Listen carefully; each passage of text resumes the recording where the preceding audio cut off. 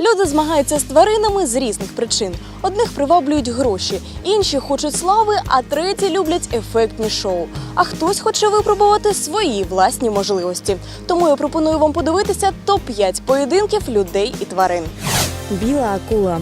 Найтитулованіший олімпійський чемпіон всіх часів, американський плавець Майкл Фелпс, проплив 100-метрівку наввипередки з великою білою акулою. Але тварина обігнала спортсмена. Не допоміг йому і навіть плавець, який він використовував, щоб пливти швидше.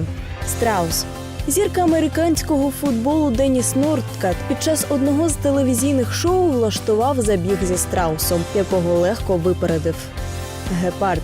Один з найшвидших гравців регбі Брайан Хабана кинув виклик найпруткішій істоті на суші – гепарду і програв. Однак варто зауважити, що хижак обігнав його вже на фініші. Коні. Легкоатлет із США Джесі Оуенс у 1930-х роках влаштовував змагання з конями. Люди робили ставки, і багато разів спортсмен вигравав, хоч і хитрував. Часто коні лякалися звуку стартового пістолета і бігли повільніше. Дельфіни.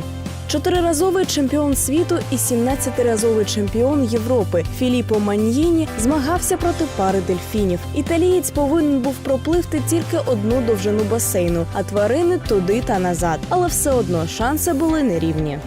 Отакі от вдалі та невдалі рекорди із людиною і братами нашими меншими. Створюйте свої маленькі рекорди кожного дня та пишайтеся ними. До нових зустрічей!